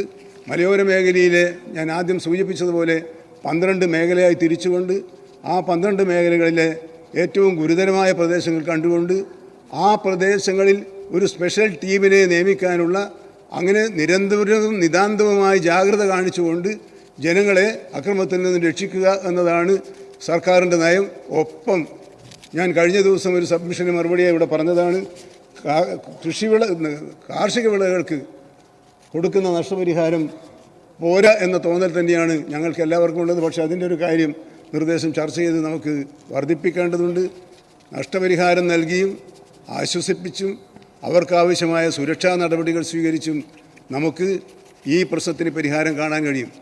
അങ്ങ് മാത്രമാണ്, അങ്ങയുടെ ബെഞ്ചിലിരിക്കുന്ന എൽദോസ് കുന്നപ്പള്ളിയും സണ്ണി ജോസഫ് ഉണ്ടല്ലോ, ഞങ്ങൾ എത്ര തവണ അവരെല്ലാം കൂടി ഒരുമിച്ച് പോയില്ലേ? എന്തായിരുന്നു സമീപനം? കേന്ദ്രം എന്തായിരുന്നു സമീപനം? ഒന്ന് ചോദിച്ചാൽ മതി. വലിയ സ്നേഹം ചെയ്യുകയില്ല എന്ന് ഖണ്ഡിതമായി പറയുക. അങ്ങനെ പറഞ്ഞ പശ്ചാത്തലത്തിലാണ് കൂടുതൽ നടപടികളിലേക്ക് ഞങ്ങൾ പോയത്. ഇനിയും നമുക്ക് ജനങ്ങൾക്ക് ഉപകാരപ്രദമായ രീതിയിൽ കേന്ദ്ര വനനിയമത്തിൽ പൊളിച്ചെഴുത്ത് നടത്തേണ്ടതുണ്ട്. കേരള വനനിയമത്തിലും മാറ്റങ്ങൾ വരുത്തേണ്ടതുണ്ട്. അത് ജനങ്ങളുമായി സംവദിച്ച് ജനങ്ങളുടെ വികാരങ്ങൾ മനസ്സിലാക്കി കർഷക സമൂഹത്തിൻ്റെ താല്പര്യങ്ങൾക്ക് ഹാനി വരാത്ത വിധത്തിലുള്ള നടപടികൾ മാത്രമേ ആരൊക്കെ എന്തൊക്കെ പറഞ്ഞാലും ഈ സർക്കാർ സ്വീകരിക്കുകയുള്ളൂ. അവരെ ചേർത്ത് പിടിച്ചുകൊണ്ട് അവർ നിങ്ങൾക്കെതിരെ സംസാരിക്കുന്ന ഒരു കാലം ഉണ്ടാകുമെന്ന് നിങ്ങൾ കരുതണം. അത് അവരെ തെറ്റിദ്ധരിപ്പിക്കാൻ വളരെ കാലത്തേക്കൊന്നും കഴിയില്ല. എന്താ സർ, ഒരു വശത്ത് ഒരേ കൂട്ടർ പോയി പ്രതിഷേധം ഇളക്കി വിടുക, കാട്ടിൽ ചെന്ന് കാട്ടാനകളെയും സിംഹത്തെയും കരടിയെയും പുലിയെയും ആക്രമിച്ച് പരിക്കുകളോടെയാണ് ഇപ്പോൾ എല്ലാവരും പുറത്തു വരുന്നത്. എങ്ങനെയാണ് അത് വരുന്നത്? പരിക്കുകളോടെ. ആരുണ്ടാക്കുന്നതാണ്?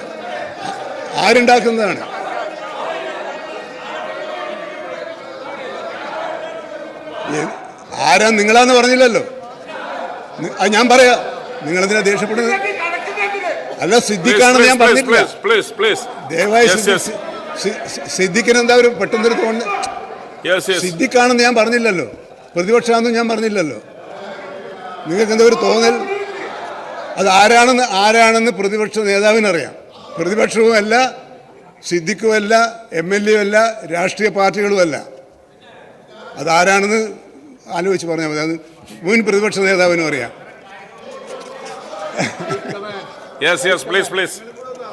അല്ല, അത് ഒരു അരാഷ്ട്രീയ സംഘടനകൾ അതിനകത്ത് പ്രവർത്തിക്കുന്നുണ്ട് എന്ന കാര്യം ദയവായി മനസ്സിലാക്കണമെന്ന് ഞാൻ ഈ ഘട്ടത്തിൽ പറയാണ്. അത് നേരത്തെ വീരപ്പനായിരുന്നു. അത് അങ്ങനെ പല പുതിയ വീരപ്പന്മാരും ഉണ്ടാകുന്നുണ്ട്. പക്ഷെ അതും കൂടി നമ്മൾ പരിശോധിച്ച് നമുക്ക് സമഗ്രമായ ഒരു വന്യജീവി സംരക്ഷണ നിയമത്തിലെ മാറ്റങ്ങൾക്ക് വേണ്ടി നമുക്ക് ഒരുമിച്ച് നിൽക്കണം. ആ മാറ്റങ്ങൾ നമുക്ക് വരുത്തണം.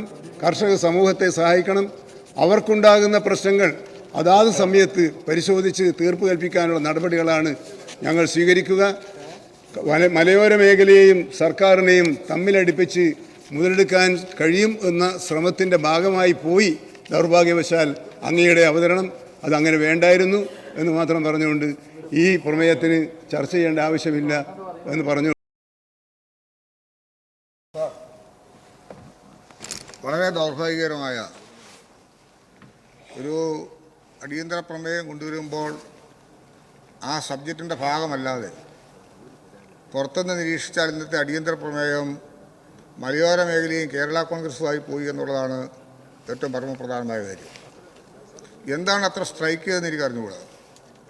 കേരള കോൺഗ്രസ് പാർട്ടിയെ സംബന്ധിച്ചിടത്തോളം ഇന്നത്തെ അടിയന്തര പ്രമേയത്തിൻ്റെ ഭാഗമായി പരാമർശിക്കപ്പെടേണ്ട ഒരു സാഹചര്യവും ഞാൻ കണ്ടില്ല.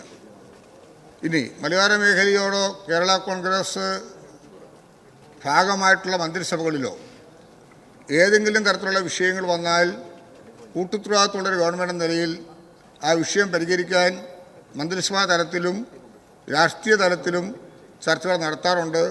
അത് ഞങ്ങൾ നടത്തുകയും ചെയ്തു. പിന്നെ എന്തുകൊണ്ടാണ് ഈ പരാമർശം? ഞാനത് മാറ്റിക്കൊള്ളുന്നാണെന്ന് ഒരിക്കലും വിചാരിച്ചില്ല. നിങ്ങളുടെ പ്രദേശങ്ങളിൽ നിന്ന് ഉണ്ടാകുന്ന ഓരോ വിഷയങ്ങളെയും ഭരണപ്രതിപക്ഷ വ്യത്യാസമില്ലാതെ ജനക്ഷേമകരമായ പ്രവർത്തനങ്ങളെ എതിരിടുന്നൊരു സ്ഥിതിയോ നയമോ സ്വീകരിക്കുന്ന സാഹചര്യമായിരുന്നില്ല ഇത്തരം വിഷയങ്ങളിൽ സ്വീകരിക്കേണ്ടത്. ഇത് ഭരണപക്ഷത്തിൻ്റെയോ പ്രതിപക്ഷത്തിൻ്റെ മേഖലയിൽ മാത്രം സംഭവിക്കുന്നതല്ല ആക്രമണം. ഈ മലയോര മേഖലയിലും മാത്രമല്ല, കാട്ടിൽ നിന്നിറങ്ങി വരുന്ന വന്യമൃഗം മനുഷ്യർ വസിക്കുന്ന സ്ഥലത്ത് വന്ന് ഉണ്ടാക്കപ്പെടുന്ന വിഷയത്തെ പരിഹരിക്കലെന്നുള്ള ആവശ്യം എല്ലാവരുടെയും കൂടി ആവശ്യമാണ്. കൂട്ടായ പരിശ്രമമാണ് അതിനകത്ത് ആവശ്യമുള്ളത്. പക്ഷേ വ്യത്യസ്തമായിട്ടാണ് ഞാൻ കണ്ടത്. കാർഷിക പ്രേമം എന്നുള്ളത് ഒരു കക്ഷിയെ ചൂണ്ടിക്കാട്ടിയോ ഗവൺമെൻറ്റിനെ ചൂണ്ടിക്കാട്ടിയോ പരാജയപ്പെടുത്താമെന്ന് ശ്രമിക്കരുത്. നമ്മുടെ ഈ സഭ ചർച്ച ചെയ്യപ്പെട്ട ഏറ്റവും പ്രധാനപ്പെട്ട മലയോര മേഖലയിലെ സുപ്രധാനപ്പെട്ട വിഷയമായിരുന്നു 960 ഭൂവിനിയോഗ ഭേദഗതി നിയമം. ആ നിയമം ഈ സഭയിൽ വന്നപ്പോൾ എത്രയോ ബില്ലുകളെന്ന് ആ സഭയിൽ വന്നു. ആ സുപ്രധാനപ്പെട്ട ബില്ലുകളിൽ ഈ ബില്ല് എടുത്ത സമയത്ത് അവതരിപ്പിച്ചപ്പോൾ തടസ്സവാദം ഉന്നയിച്ച് ഈ അവകാശം തകർക്കാൻ ശ്രമിച്ച അംഗം ശ്രീ മാത്യു കൊടനാടനായിരുന്നു എന്നുള്ളത് വിസ്മരിക്കരുത്. സഭയുടെ രേഖകളിലുണ്ട്. പറയട്ടെ, അല്ല, ബില്ല് തടസ്സവാദം ഉന്നയിച്ച കാര്യം ഞാൻ പറഞ്ഞുള്ളൂ. അങ്ങനെ ആ ഒരു ബില്ലിൽ എന്ന് പറഞ്ഞോട്ടെ, തടസ്സവാദം ഉന്നയിക്കപ്പെട്ട് സംസാരിച്ചു, പിന്നീട് ബില്ല് ചർച്ചയ്ക്കെടുത്തു, അത് വേറെ കാര്യം. ആ ബില്ല് വന്നതിന് ശേഷവും ഈ നിയമസഭയിൽ അത് ഡിസ്കസ് ചെയ്തു. ആ ബില്ല് വന്നപ്പോൾ എന്താ ചെയ്തത്? അത് സബ്ജക്റ്റ് കമ്മിറ്റിക്ക് പോയി, മടങ്ങി വന്നു, ചർച്ച ചെയ്തു, പാസ്സായി. പ്രതിപക്ഷ നേതാവും കൂടെ സംസാരിച്ചു. യുനാനിമസായിട്ട് ആ ബില്ല് പാസ്സായി നിയമസഭയിൽ. എത്രയോ നല്ല ഒരു ക്രമീകരണമായിരുന്നു കണ്ടത്. ഈ ബില്ല് വന്ന സമയത്ത് പ്രിയപ്പെട്ടവരെ ഞാൻ ഈ സഭയിൽ പറയുന്നു, എനിക്കൊരു വല്ലായ്ക കൊണ്ട് ഞാൻ മെഡിക്കൽ കോളേജിൽ അഡ്മിറ്റായിരുന്നു. എനിക്കത് കേൾക്കണമെന്ന് ആഗ്രഹമുള്ളതുകൊണ്ട് ഇവിടെ വന്നിട്ട് ഞാൻ ആ ബില്ലിനെ ശ്രദ്ധിച്ചതാണ്. ഓരോ ഡിസ്കഷനിലും ഞാൻ പങ്കെടുത്തു. അതിനുശേഷം ഭരണ പ്രതിപക്ഷ വ്യത്യാസമില്ലാതെ ആ ബില്ലിനെ പിന്തുണച്ചു. ആ ബില്ല് നിയമസഭ പാസ്സാക്കി. എന്നാൽ പിന്നീട് കണ്ട രംഗം എന്താ?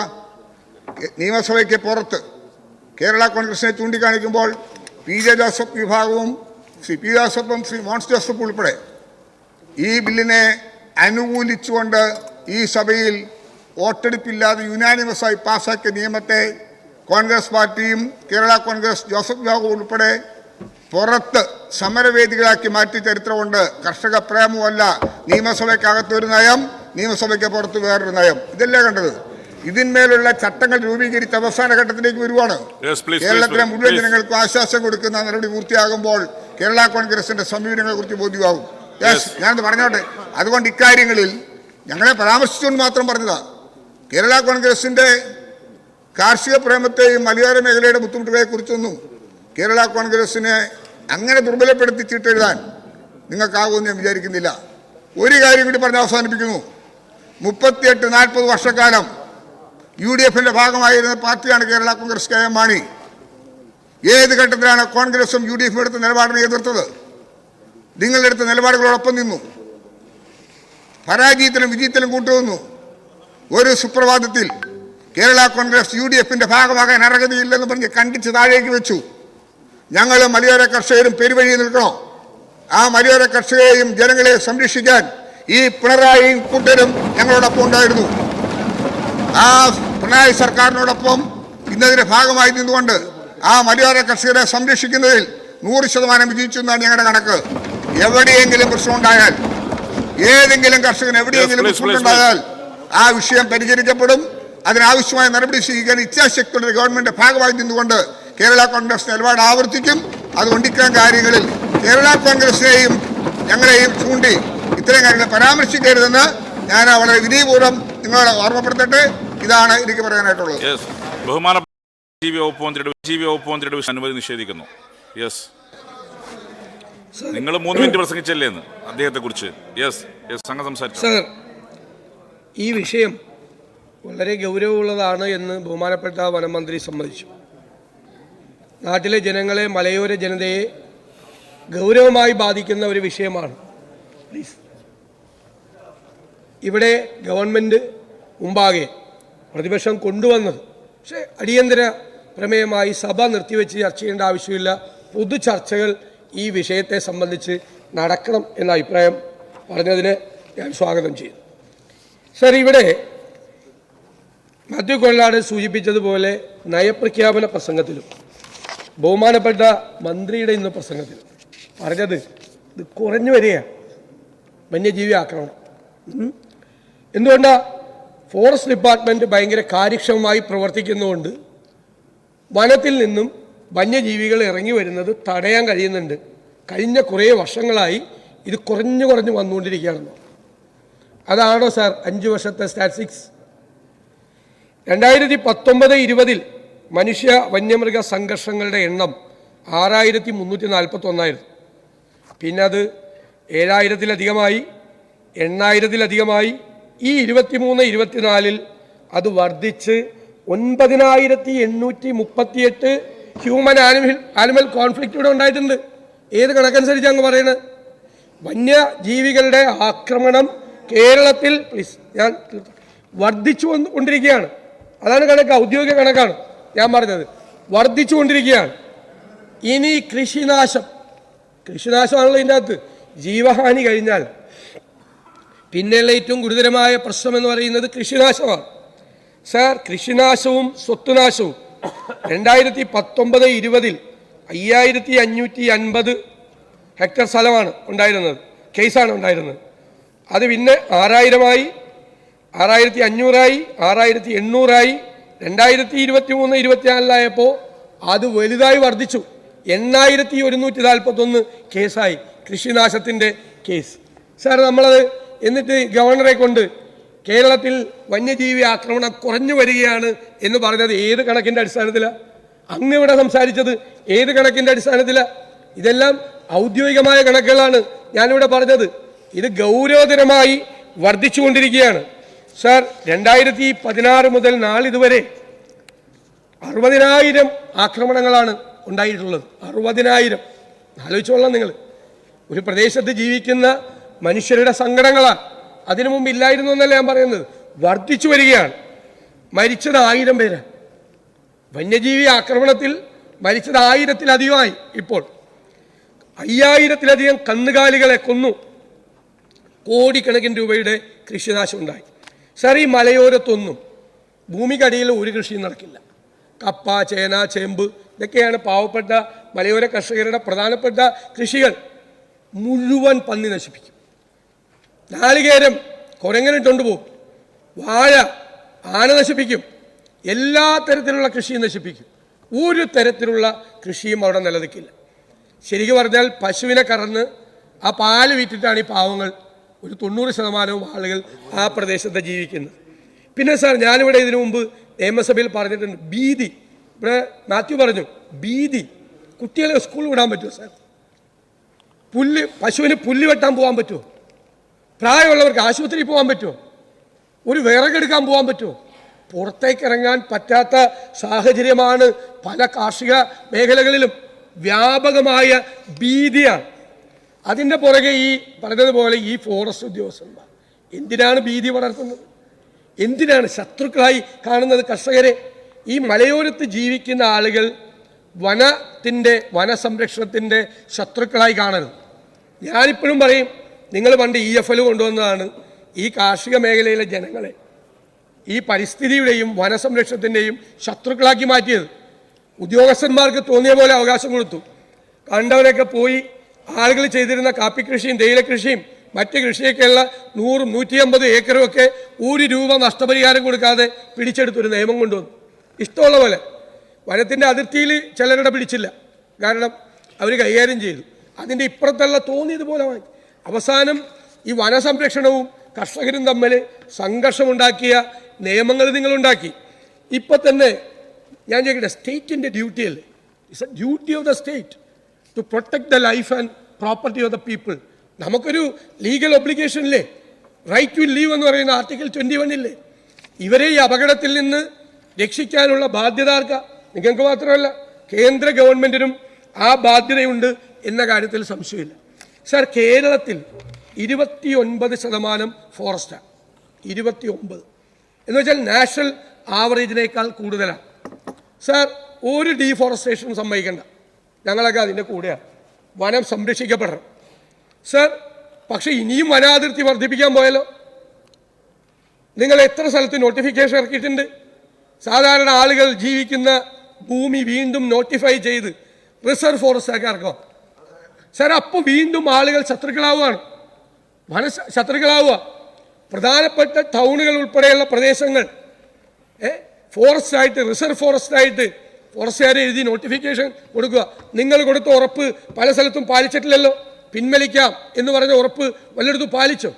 അപ്പോൾ വനസംരക്ഷണത്തിൻ്റെ ഏറ്റവും പ്രധാനപ്പെട്ട ആളുകൾ വനാതിർത്തികളിൽ താമസിക്കുന്ന കർഷകരാണ്. അവർ വനത്തിൻ്റെ ശത്രുക്കളല്ല എന്ന് അങ്ങയുടെ ഡിപ്പാർട്ട്മെൻറ്റിനോട് പറയണം. അതല്ല അവർ ചെയ്യുന്നത്.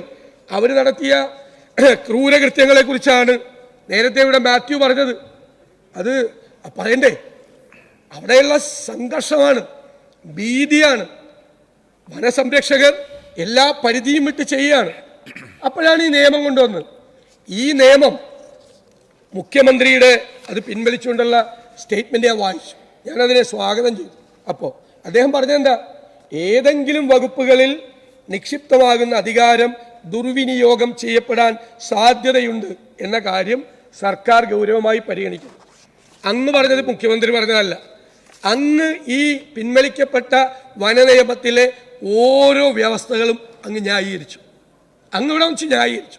മുഖ്യമന്ത്രി പറഞ്ഞതിന് വിരുദ്ധമായിട്ടാണ് വനം മന്ത്രി ഇന്ന് ഹൗസിൽ പറഞ്ഞത്. ഈ വകുപ്പുകളെ ന്യായീകരിച്ചു. എന്നിട്ട് പറഞ്ഞു ഈ വനനിയമത്തിനെതിരായി സമരമുണ്ടാക്കി കർഷകരെ പ്രകോപിപ്പിക്കാൻ നോക്കി ഞങ്ങളാണ്. അതുകൊണ്ട് ആണ് ഈ വനനിയമം പിൻവലിക്കേണ്ടി വന്നത്. അല്ലാതെ ഈ വനനിയമം കർഷക വിരുദ്ധ നിയമമോ ആദിവാസി വിരുദ്ധ നിയമമോ ആയതുകൊണ്ടല്ല.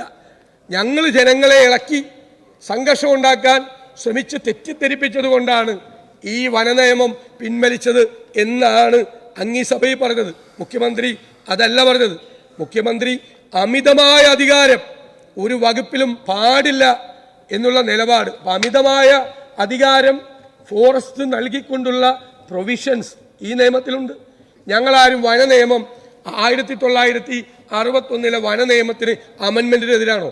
എത്ര നിയമം ഇവിടെ മാറ്റി? ഞങ്ങളെതിരായത് എന്തുകൊണ്ടാണ്? അമിതമായ അധികാരം ഉദ്യോഗസ്ഥന്മാർക്ക്. നമ്മുടെ ഭാരതീയ തത്വസംഹിതയും ന്യായസംഹിതയും ഒക്കെയുള്ള നിയമത്തിലുള്ളതിൻ്റെ അപ്പുറത്തേക്ക് ഉള്ള ഒരു അധികാരം ഈ ഉദ്യോഗസ്ഥർക്ക് കൊടുത്താൽ വീണ്ടും പാവപ്പെട്ട കർഷകരും ആദിവാസികളും. വനാവകാശ നിയമമുണ്ട്, പാർലമെൻറ്റ് പാസ്സാക്കിയ വനാവകാശ നിയമമുണ്ട്. ആ വനാവകാശ നിയമത്തിൻ്റെ പ്രിൻസിപ്പലിന് പോലും എതിരായി ഒരു ബില്ല് കൊണ്ടുവന്നപ്പോൾ ഞങ്ങൾ എതിർത്തു. നിങ്ങളത് പിൻവലിച്ചു. ഞങ്ങൾ ആ കാര്യം കൂടി വെച്ചുകൊണ്ടാണ് ഞങ്ങൾ സമരം പ്രഖ്യാപിച്ചത്. തീർച്ചയായും ശരിയാണ്. പക്ഷേ അന്നിപ്പോഴും ഒരവസരം കിട്ടിയാൽ ഈ ബില്ല് കൊണ്ടുവരും എന്നുള്ള ലൈനിലാണ് ഇവിടെ സംസാരിച്ചത്. അത് ഞങ്ങൾ സൂക്ഷിച്ചിരിക്കും. ഈ ബില്ല് പാസ്സാക്കാൻ ഞങ്ങൾ സമ്മതിക്കില്ല. ഞങ്ങളുടെ നിലപാടതാണ്. ഒരു കാരണവശാലും ആ ബില്ല് പാസ്സാക്കാൻ ഞങ്ങൾ സമ്മതിക്കില്ല. പിന്നെ പറഞ്ഞു ഭയങ്കര ആയിട്ട് ഇതെല്ലാം ചെയ്യുന്നുണ്ട് സർ. പൂവർ എക്സ്പെൻഡിച്ചർ കിട്ടിയ പൈസ പോലും ചെലവാക്കുന്നില്ല. ഈ ആളുകളെ രക്ഷിക്കണ്ടേ? പ്ലാൻ സ്പേസിൽ 48.85 കോടി വകയിരുത്തിയത് ഇന്ന് നോക്കുമ്പോൾ 48% പോലും ചെലവാക്കിയിട്ടില്ല. നിങ്ങൾ പറഞ്ഞല്ലോ, നിങ്ങൾ എന്താ മിണ്ടിക്കഴിഞ്ഞാൽ പറയണ സോളാർ വേലി, ആന കിടങ്ങ്, ആന പ്രതിരോധ മതിൽ, സോളാർ തൂക്കവേലി, ഒരുപാട് പരിപാടികളുണ്ട്.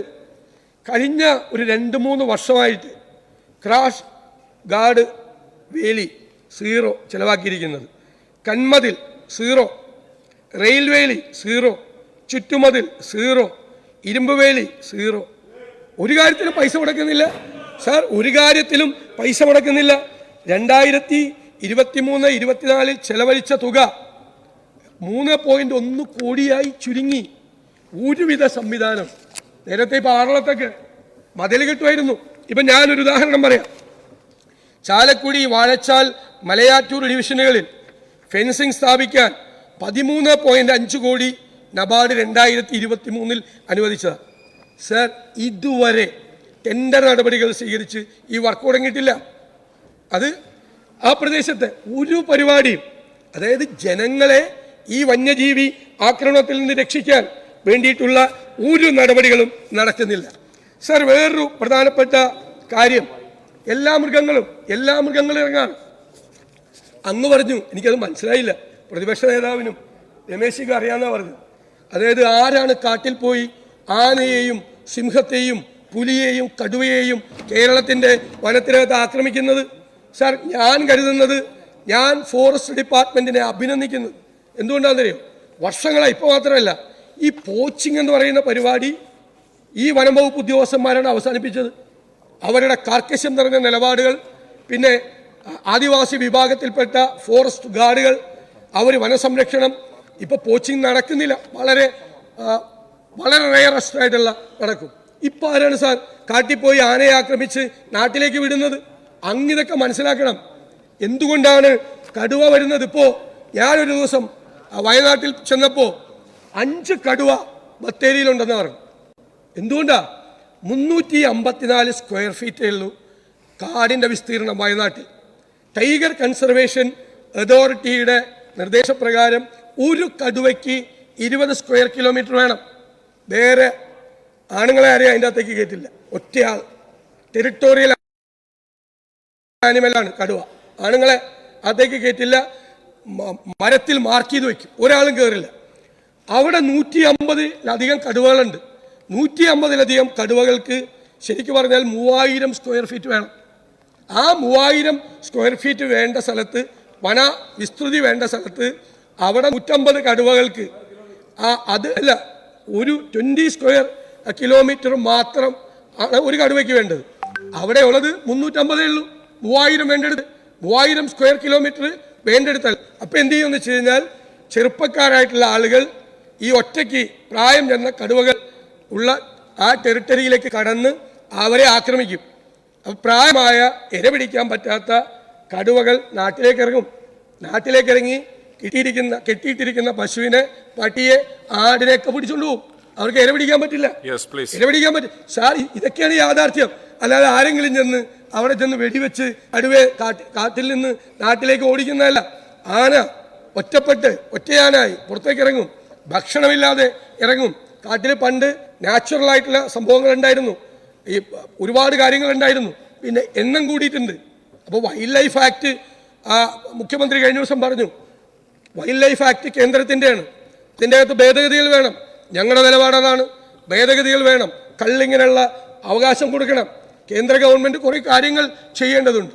പക്ഷേ നിങ്ങളുടെ നിസ്സംഗത എന്ന് പറയുന്നത്, ഞാൻ അവസാനിപ്പിക്കാം, നിങ്ങളുടെ നിസ്സംഗത എന്ന് പറയുന്നത് തീർച്ചയായിട്ടും അത് ശരിയായിട്ടുള്ള കാര്യമല്ല, നിസ്സംഗതയാണ്. അതായത് ഞങ്ങൾ എന്ത് ചെയ്യാൻ പറ്റും? കാട്ടിൽ നിന്ന് ആനയും പുലിയും കടുവയും ഇറങ്ങുന്നു.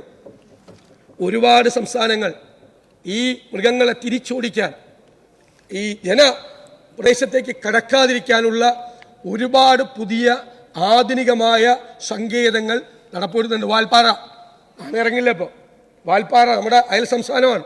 ഭയങ്കരമായ ആനശല്യമുള്ള സ്ഥലങ്ങളാണ്. നിങ്ങളുടെ ഡിപ്പാർട്ട്മെൻറ്റ്, നിങ്ങളുടെ വകുപ്പ് ഈ പുതിയ സങ്കേതങ്ങൾ ലോകത്തിൻ്റെ വിവിധ ഭാഗങ്ങളിൽ, ഇന്ത്യയുടെ വിവിധ ഭാഗങ്ങളിൽ ജനസാന്ദ്രതയുള്ള പ്രദേശങ്ങളിലേക്ക് വന്യജീവികൾ കടക്കാതിരിക്കാൻ ഉള്ള പുതിയ എന്ത് സങ്കേതങ്ങളാണ് നിങ്ങൾ എവിടെയാണ് സ്വീകരിച്ചത്? നിങ്ങൾ പഴയ നടപടികളും ചെയ്യുന്നില്ല, നിങ്ങൾ പുതിയ നടപടികളും ചെയ്യുന്നില്ല. എന്നിട്ട് ആരോ പറഞ്ഞ കണക്ക് വെച്ച് ഇത് കുറഞ്ഞു വരികയാണ്. സാർ, ഭീതിയിലാണ്. ഒന്ന്, കാർഷിക മേഖല തകർന്നു. ഈ ബഫർ സോണിൻ്റെ വിഷയമൊന്നും തീർന്നിട്ടില്ല. ഞാൻ സമയമില്ലാത്തതുകൊണ്ടും നമ്മുടെ വിഷയം അതല്ലാത്തതുകൊണ്ട് പറയുന്നില്ല. ബഫർ സോണിൻ്റെ വിഷയത്തിൽ ഇപ്പോഴും കൺഫ്യൂഷനാണ്, വലിയ കൺഫ്യൂഷനാണ്. ഗവൺമെൻറ് വേണ്ട രീതിയിൽ ആ വിഷയത്തിൽ ഇടപെട്ടിട്ടില്ല. അങ്ങ് പറഞ്ഞുകൊണ്ടാണ് ഞാൻ പറയുന്നത്. അപ്പോൾ ഈ ബഫർ സോണിൻ്റെ വിഷയം, ഭൂമി പ്രശ്നങ്ങൾ, അതുപോലെ കാർഷിക മേഖലയിലെ തകർച്ച, വിലയിടിവ്, ക്ഷീരമേഖലയിലെ പ്രശ്നങ്ങൾ, അതിനോടൊപ്പം കൂനിന്മേൽ കുരു പോലെ ജീവിക്കാൻ നിവർത്തിയില്ലാത്ത സാഹചര്യം. സാർ, മലയോര ജനത സങ്കടത്തിലാണ്. അതുകൊണ്ടാണ് ഞങ്ങൾ UDF-ൻ്റെ നേതൃത്വത്തിൽ ഈ 25-ാം തീയതി മുതൽ ഫെബ്രുവരി 5-ാം തീയതി വരെ മലയോര സമരയാത്ര നടത്തുന്നത്. അവരുടെ പ്രശ്നങ്ങൾ മനസ്സിലാക്കി അവരോടൊപ്പം നിന്ന് ഐഡൻറ്റിഫൈ ചെയ്ത് സമരം ചെയ്യേണ്ട കാര്യങ്ങളുണ്ടെങ്കിൽ സമരം ചെയ്ത്, നേടിയെടുക്കേണ്ട കാര്യങ്ങളുണ്ടെങ്കിൽ നേടിയെടുത്ത് മലയോര ജനതയോട് ഞങ്ങൾ ഐക്യദാർഢ്യം പ്രകടിപ്പിക്കുന്ന സമര പരിപാടിയാണ് സാർ. അതുകൊണ്ട് കൂടിയാണ് ഈ വിഷയം ഗൗരവത്തോടു കൂടി കൊണ്ടുവന്നത്. അതിനോട് ലാഘവത്വത്തോടു കൂടിയ മറുപടി, ഗൗരവമില്ലാത്ത മറുപടി, ഒന്നും ചെയ്യില്ല എന്നുള്ള തീരുമാനം, അതിൽ ഞങ്ങൾ ശക്തിയായി പ്രതിഷേധിച്ചുകൊണ്ട് ഞാനും എൻ്റെ പാർട്ടിയും വോക്കൗട്ട് ചെയ്യും. സർ, പ്രതിപക്ഷ നേതാവ് വിശദമായി